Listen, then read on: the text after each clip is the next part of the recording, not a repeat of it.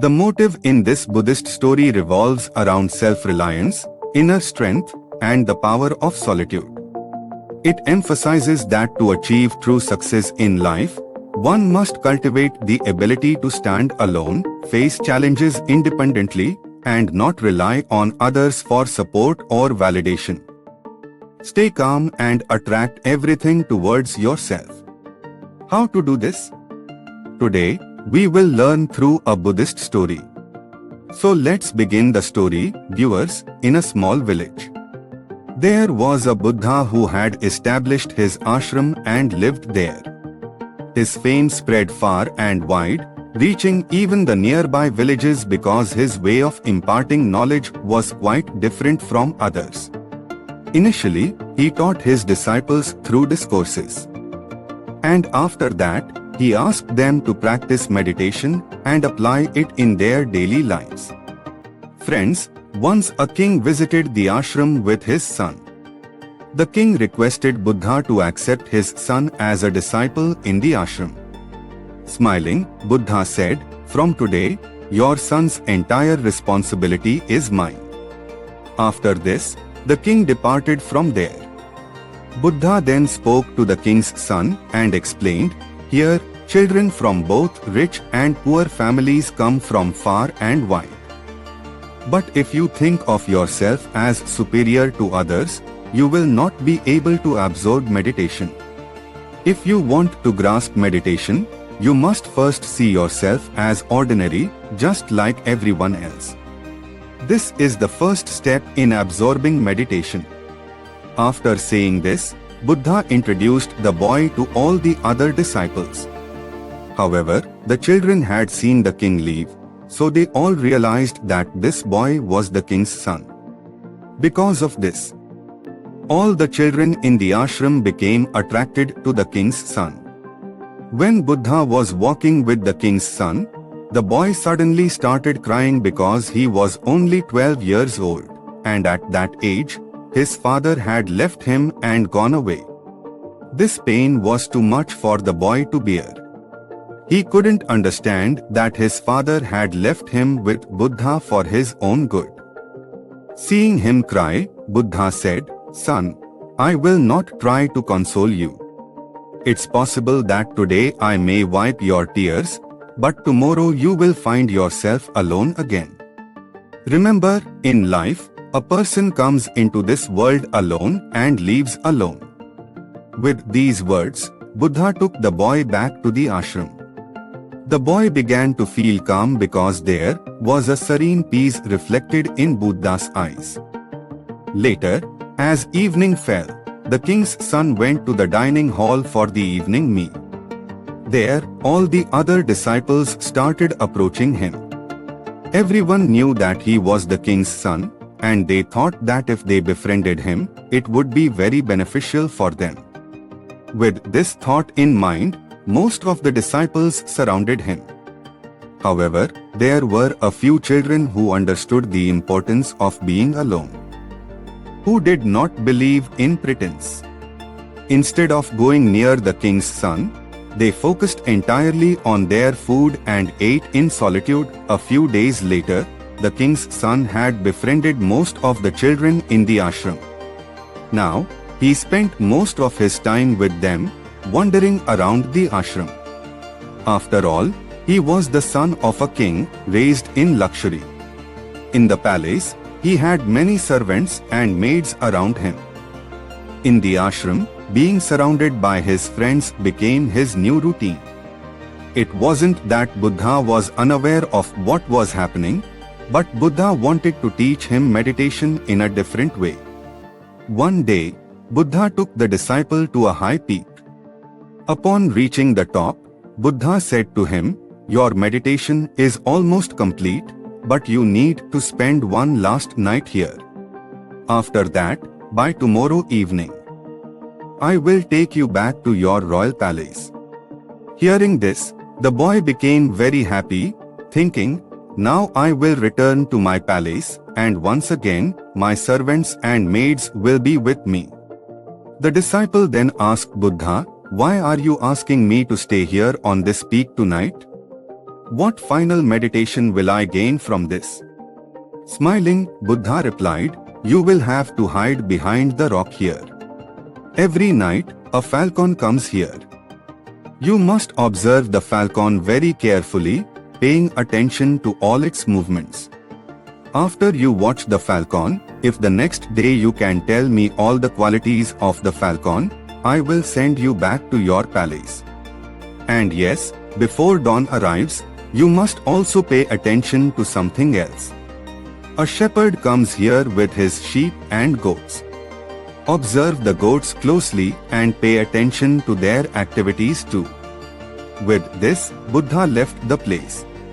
After some time, at midnight, a falcon arrived with its young ones and started its usual activities.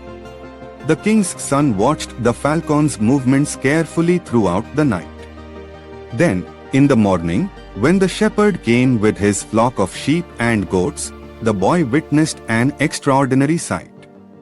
He saw the falcon grab a baby goat with its claws and fly away into the sky, having successfully hunted it. Seeing this entire scene, the king's son returned to the ashram and went straight to Buddha. Before Buddha could ask him anything, the boy said, Buddhadev, please gather all the children in the ashram here. Buddha called all the children together. Buddha said, tell me, my child, what is it? The king's son then spoke, I have seen many birds in my life, but the falcon is different and extraordinary among them. For example, a parrot talks a lot, but it can never reach the heights of the sky. In contrast, a falcon, which always remains calm, can soar to great heights in the sky. Once a falcon locks its target, it keeps its focus on that target alone, no matter how high it flies or how fierce the storm may be. Its eyes remain fixed on its prey. From this, we should learn that we should never stay with people who think small because eventually we become like them. Therefore, it is better to stay with great people or remain alone.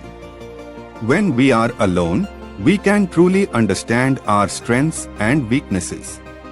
By knowing our weaknesses, we can work to overcome them, and by recognizing our strengths, we can use them effectively. But this is only possible when we learn to be alone. Friends, the third lesson we should learn is that the falcon always rises above its limits.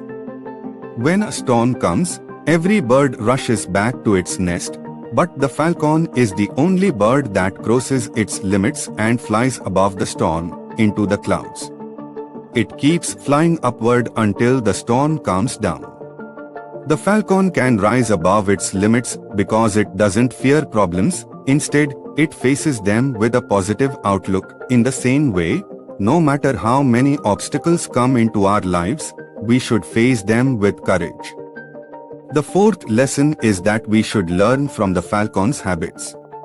Falcons do not keep soft, weak grass in their nests. When the grass becomes soft and weak, they remove it and throw it out. Similarly, no matter how comfortable a life you may have, you must rise above it, push away laziness, and continue to work hard. In life, one should engage in physical labor and sweat, as this will make you stronger and more resilient. Challenge yourself every day and face difficulties head-on. Because it is these challenges that will make you strong. You might have seen foxes hunting in groups in the jungle, but remember, the lion always hunts alone. The lion knows that while living in a group can provide comfort, it takes away courage. After saying these things, the prince again speaks about the characteristics of goats. He says, goats always move in herds. They find courage in moving together as a herd. But the moment they are hunted, the goats scatter in fear. Not a single goat stays behind to help its companion. This teaches us that no matter how many people are with us, we should never rely on others. If you must place trust in yourself. Because, like the goats, when tough times come, people will also flee in fear, and you won't even realize when they have left. They find courage in moving together as a herd, but the moment they are hunted, the goats scatter in fear. Not a single goat stays behind to help its companion. This teaches us that no matter how many people are with us, we should never rely on others. If you must place trust in yourself. Because, like the goats, when tough times come, people will also flee in fear, and you won't even realize when they have left. This emphasizes the importance of self-reliance and preparation for the challenges ahead. Buddha continued, if you always surround yourself with friends, you will never truly discover your strength. You may start a task thinking your friends will help, but this is a mistaken belief. There are certain tasks in life that you must accomplish on your own. Only then will you be able to fight against the world and even yourself. Otherwise, in today's world, even your neighbors seek to take advantage of you. Therefore, whatever task you need to accomplish, do it by yourself. Don't wait for someone else to lend a hand, start working on it alone, and one day, you will definitely succeed. With these words, Buddha concluded. Sometimes, a moment will come when no one will be there to support you, and at that time, you will realize it would have been better to handle things yourself. Like the falcon, you must become strong on your own to succeed in life. In this world, apart from your family, no one else will truly stand by you. If something wrong happens to you, you must be like the falcon and face it head-on. I will return this prince to his palace tonight, as his lesson has now been completed. Buddha's teachings remind us that loneliness is a word many people fear. If I were to tell you that you must learn to be alone, you might become anxious because we are not accustomed to it, nor do we want to be. I will return this prince to his palace tonight, as his lesson has now been completed. Buddha's teachings remind us that loneliness is a word many people fear. If I were to tell you that you must learn to be alone, you might become anxious because we are not accustomed to it, nor do we want to be. Thank you so much for watching. If you enjoyed this video and found it valuable, please don't forget to like, subscribe, and hit the notification bell so you never miss an update. Your support helps me continue sharing inspiring stories and content with you.